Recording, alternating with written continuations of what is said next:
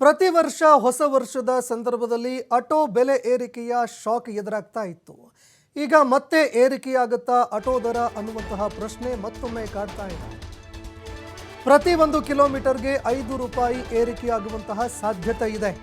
ಪ್ರತಿ ಕಿಲೋಮೀಟರ್ಗೆ 5 ರೂಪಾಯಿ ದರ ಏರಿಕೆಯಾಗುವಂತಹ ಸಾಧ್ಯತೆ ಇದೆ.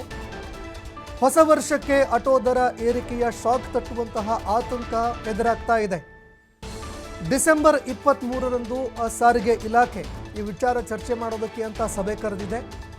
ಆಟೋ ಸಂಘಟನೆಗಳು ಅಧಿಕಾರಿಗಳ ಜೊತೆಗೆ ಸಭೆ ನಡೆಸಿ ಈ ದರ ಏರಿಕೆ ವಿಚಾರಕ್ಕೆ ಸಂಬಂಧಪಟ್ಟಂತೆ ನಿರ್ಧಾರ ಕೈಗೊಳ್ಳುವಂತಹ ಸಾಧ್ಯತೆ ಇದೆ. ಪ್ರಾದೇಶಿಕ ಸಾರಿಗೆ ಪ್ರಾಧಿಕಾರದ ಅಧ್ಯಕ್ಷರ ನೇತೃತ್ವದಲ್ಲಿ ಸಭೆ ನಡೆಸಲಾಗುತ್ತೆ. ಪ್ರಾಧಿಕಾರದ ಅಧ್ಯಕ್ಷರ ನೇತೃತ್ವದಲ್ಲಿ ಸಭೆ ನಡೆಸಿ ಚರ್ಚೆ ಮಾಡೋದಕ್ಕೆ ತೀರ್ಮಾನ ಮಾಡಲಾಗಿದೆ. ಇನ್ನು ಸಭೆಯಲ್ಲಿ ದರ ಏರಿಕೆಯ ಬಗ್ಗೆ ಸ್ಪಷ್ಟ ಚಿತ್ರಣ ಸಿಗುತ್ತೆ. ಪ್ರತಿ ಕಿಲೋಮೀಟರ್ಗೆ 5 ರೂಪಾಯಿ ದರ ಏರಿಕೆ ಮಾಡಬೇಕಾ ಅಥವಾ ಮಾಡಬಾರ್ದಾ, ಈ ವಿಚಾರಕ್ಕೆ ಸಂಬಂಧಪಟ್ಟಂತೆ ಒಂದು ಸ್ಪಷ್ಟ ಚಿತ್ರಣ ಸಿಗುತ್ತೆ. ಸದ್ಯ ಪ್ರತಿ 1 ಕಿಲೋಮೀಟರ್ಗೆ 15 ರೂಪಾಯಿ ದರ ಇದೆ. 2 ಕಿಲೋಮೀಟರ್ ಪ್ರಯಾಣ ಮಾಡಬೇಕು ಅಂದರೆ 30 ರೂಪಾಯಿ ದರ ಇದೆ. ಹೀಗಾಗಿ ಸಭೆಯಲ್ಲಿ ಚರ್ಚೆ ಮಾಡಿ ದರ ಏರಿಕೆ ಮಾಡಬೇಕಾ ಅಥವಾ ಬೇಡವಾ, ಈ ವಿಚಾರಕ್ಕೆ ಸಂಬಂಧಪಟ್ಟಂತೆ ನಿರ್ಧಾರ ಆಗತ್ತೆ ಅನ್ನುವಂತಹ ಮಾತುಗಳು ಕೇಳಿಬರ್ತಾ ಇದೆ.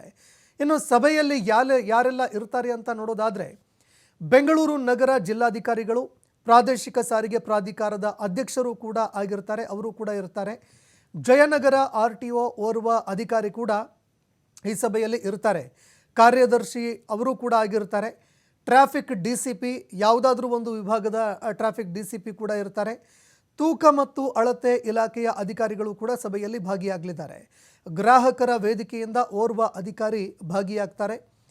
ಹೀಗಾಗಿ ಸಭೆಯಲ್ಲಿ ಏನೆಲ್ಲ ಚರ್ಚೆ ಆಗುತ್ತೆ ಅದನ್ನು ಕೂಡ ಕಾದು ನೋಡಬೇಕಾಗತ್ತೆ. ಸದ್ಯಕ್ಕೆ ಇರುವಂತಹ ಪೆಟ್ರೋಲ್ ಡೀಸೆಲ್ ರೇಟು, ಮತ್ತೊಂದೆಡೆ ತೂಕ, ದರ, ಇದೆಲ್ಲವೂ ಕೂಡ ನಿರ್ಧಾರ ಆಗುತ್ತೆ. ಎಷ್ಟು ಕಿಲೋಮೀಟರ್ವರೆಗೆ ಎಷ್ಟು ಪೆಟ್ರೋಲ್ ಬರ್ನ್ ಆಗುತ್ತೆ, ಇದೆಲ್ಲದರ ಮೇಲೆ ನಿರ್ಧಾರ ಆಗತ್ತೆ. ಈ ಬಗ್ಗೆ ಮತ್ತಷ್ಟು ಮಾಹಿತಿ ಕೊಡ್ತಾರೆ ಪ್ರತಿನಿಧಿ ಗಣೇಶ್, ಫೋನ್ ಸಂಪರ್ಕದಲ್ಲಿ ಜಾಯ್ನ್ ಆಗಿದ್ದಾರೆ.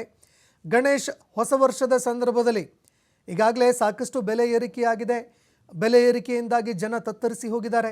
ಈಗ ಆಟೋ ಬೆಲೆ ಏರಿಕೆ ಬರೆ ಕೂಡ ಎಳೆಯುವಂತಹ ಸಾಧ್ಯತೆ ಇದೆಯಾ? ಸಭೆಯಲ್ಲಿ ಏನೆಲ್ಲ ವಿಚಾರಗಳು ಚರ್ಚೆ ಆಗುತ್ತೆ? ಯಾವಾಗ ಈ ಸಭೆ ನಡೆಯುತ್ತೆ ಅಂತ?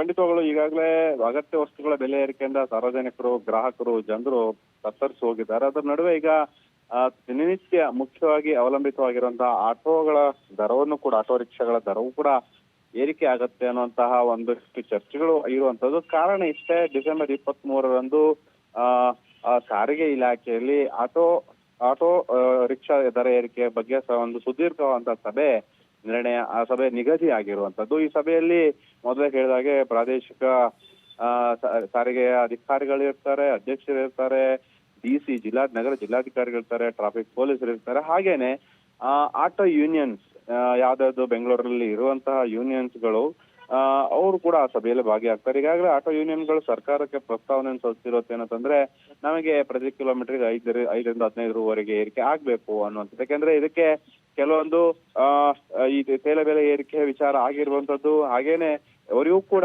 ಅವರ ಜೀವನಕ್ಕೂ ಕೂಡ ಅಗತ್ಯ ವಸ್ತುಗಳ ಬೆಲೆ ಏರಿಕೆ ಆಗಿರೋ ಹಿನ್ನೆಲೆಯಲ್ಲಿ ಅವರಿಗೆ ಆಟೋ ದರ ಏರಿಕೆ ಅನಿವಾರ್ಯ ಅನ್ನುವಂತಹ ಪ್ರಸ್ತಾವನೆಯನ್ನ ಸರ್ಕಾರ ಮುಂದೆ ಇಟ್ಟಿರುವಂತದ್ದು. ಈಗ ಅದಕ್ಕೆ ಮುನ್ನೆಲೆಗೆ ಬಂದಿರುವಂತಹ ಕಾರಣ ಏನಂತಂದ್ರೆ, ಇದೇ ಡಿಸೆಂಬರ್ 23ರಂದು ಸಭೆ ಇರುವಂತದ್ದು ಸಾರಿಗೆ ಇಲಾಖೆಯಲ್ಲಿ.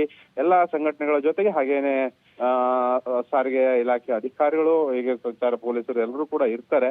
ಆ ಸಂದರ್ಭದಲ್ಲಿ ಒಂದು ನಿರ್ಣಯ ಆಗುತ್ತೆ. ಅದನ್ನ ಸರ್ಕಾರಕ್ಕೆ ಪ್ರಸ್ತಾವನೆಯನ್ನು ಸಲ್ಲಿಸಿ ಅಂತಿಮವಾಗಿ ಏನು ಆಟೋ ರಿಕ್ಷಾ ದರ ಏರಿಕೆಯನ್ನ ಮಾಡ್ಬೇಕಾ ಮಾಡಬಾರ್ದು ಅನ್ನುವಂಥದ್ದು ನಿರ್ಣಯ ಆಗುವಂಥದ್ದು. ಮೂಲಗಳ ಪ್ರಕಾರ ಒಂದು ಹಂತದಲ್ಲಿ ಆಟೋ ಸಂಘಟನೆಗಳು ಕೇಳಿರುವಂತಹ ಬೇಡಿಕೆ ರೀತಿಯಲ್ಲಿ ದರ ಏರಿಕೆ ಆಗ್ತಾ ಇದ್ರು.